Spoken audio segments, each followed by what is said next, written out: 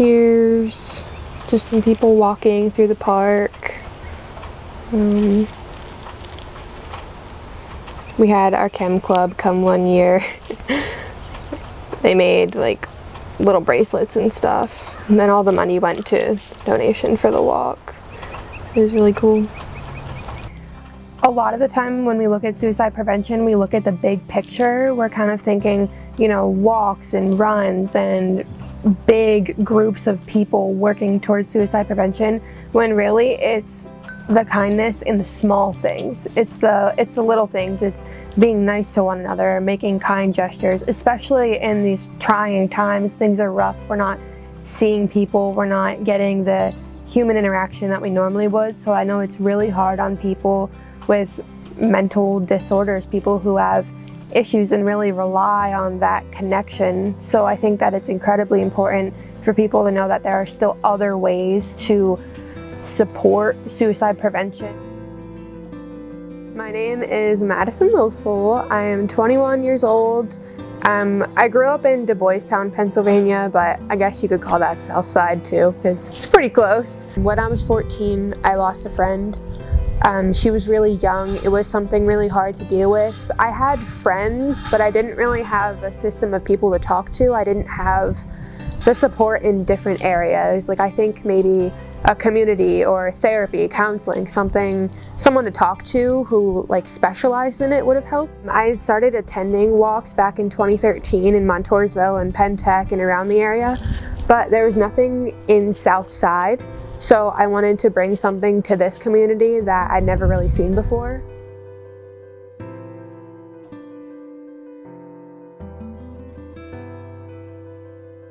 Yeah, I start planning really early. I'm a planner, that's what I do. I like to do things, get them set up and going.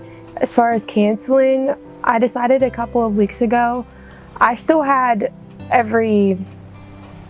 was prepared to do it. I was ready, I had all the stuff ready.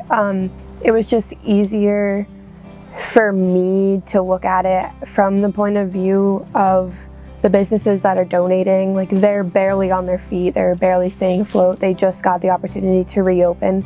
So I think that it's not fair to them for me to ask for donations, monetary donations, or, you know, people give me bags and snacks and food and stuff like that. I think that it was just more fair to them for me to give them the extra time. It's amazing when you go to your local businesses and you ask for things, what they're willing to give you. It's not always just, oh, you know, here's $5. Sometimes it's, here's a really nice Vera Bradley bag, or here's, you know, a really awesome gift certificate for our restaurant or something like that. I really enjoy the basket raffle, and I think people get really excited.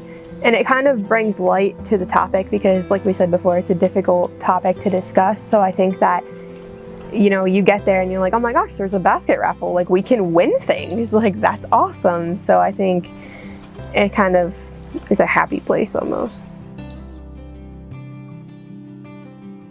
You can bring people together and show them that there are options and there are people that are willing to help you, and kind of more to celebrate life than to think of the negativity that comes along with suicide. How long do you think you will want to keep it going? As long as I can. We'll have children and I will make them do it. So, I mean, it's not something you give up on. It's worth it.